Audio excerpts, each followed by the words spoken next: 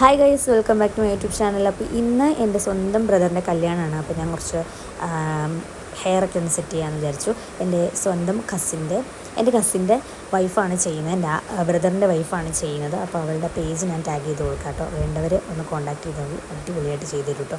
ഞാൻ ചെറിയ രീതിയിൽ ചെയ്തിട്ടുള്ളൂ, എൻ്റെ ഹെയർ ഒന്ന് സെറ്റ് ചെയ്യണമായിരുന്നു, അതായിരുന്നു മെയിനായിട്ടുള്ള കാര്യം. പിന്നെ ഞങ്ങൾ ഹോളിൽ വന്നു, ഒരുപാട് നല്ല തിരക്കായിരുന്നു. അതുകൊണ്ട് ഞാൻ പിന്നെ ബാക്കി കാര്യങ്ങൾ ഒന്നും എനിക്ക് എടുക്കാൻ പറ്റിയില്ല. തലേന്നെന്ന് പറഞ്ഞിട്ടുണ്ടെങ്കിൽ വീട് ഫുള്ളായിട്ട് അലമ്പായിട്ട് കിടക്കുമായിരുന്നു.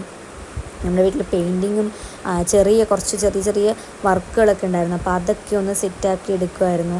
അപ്പോൾ വീട്ടിലെല്ലാം ഒന്ന് സെറ്റായി വന്നത് ശരിക്കും പറഞ്ഞാൽ തലേന്നാണ് എല്ലാം ഒന്ന് സെറ്റായി വന്നത്. അപ്പോൾ അതിൻ്റെ ഒരു തിരക്കിൽ എനിക്ക് വീഡിയോസും കാര്യങ്ങളൊന്നും എടുക്കാൻ പറ്റില്ല. പിന്നെ ബ്രൈഡിൻ്റെ ഗ്രൂമിൻ്റെ എൻട്രി അടിപൊളി എൻട്രി ആയിരുന്നു.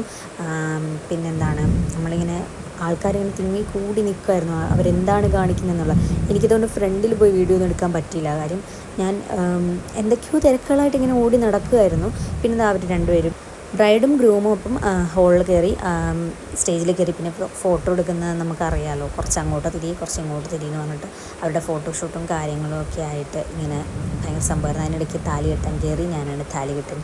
ഞാൻ പെങ്ങളാണല്ലോ താലി കെട്ടി കൊടുക്കുന്നത്. അപ്പോൾ അതെല്ലാം കഴിഞ്ഞു. അതൊന്നും വീഡിയോ എടുത്ത് തരാൻ ആരും ഉണ്ടായിരുന്നില്ല. അതെല്ലാം കഴിഞ്ഞൊന്ന് ഫ്രീ ആയപ്പോഴാണ് ഞാനൊന്ന് ഇരുന്നത്. സുഹാനിന് ഫുഡ് കൊടുക്കാൻ വേണ്ടി ഇങ്ങനെ ഇരിക്കുകയായിരുന്നു കേട്ടോ.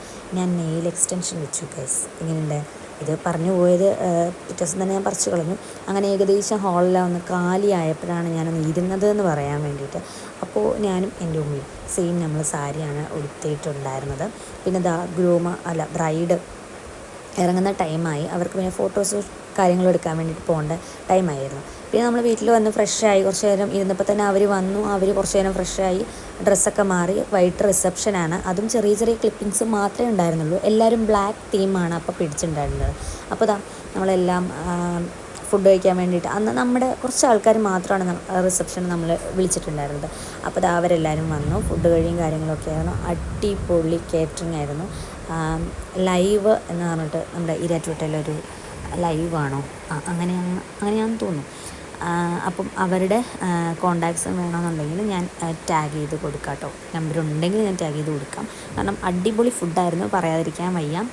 പിന്നെ ഉച്ചയ്ക്ക് നമ്മൾ ബിരിയാണി ആയിരുന്നു, അത് ഞാൻ പിന്നെ മറന്നുപോയി പറയാൻ വേണ്ടിയിട്ട്.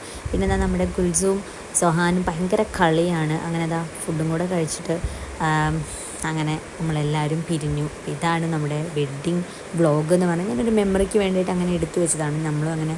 ഞാൻ പിന്നെ ഒരാഴ്ച വീട്ടിലുണ്ടായിരുന്നു. അത് കഴിഞ്ഞിട്ട് ഞാനും വീട്ടിലേക്ക് പോയി. ഇതൊക്കെയായിരുന്നു നമ്മുടെ കുഞ്ഞു വ്ളോഗ് എന്ന് പറയുന്നത്. അപ്പോൾ എന്തായാലും ഇഷ്ടമെങ്കിൽ ലൈക്ക് ചെയ്യാം കേട്ടോ. ബൈ.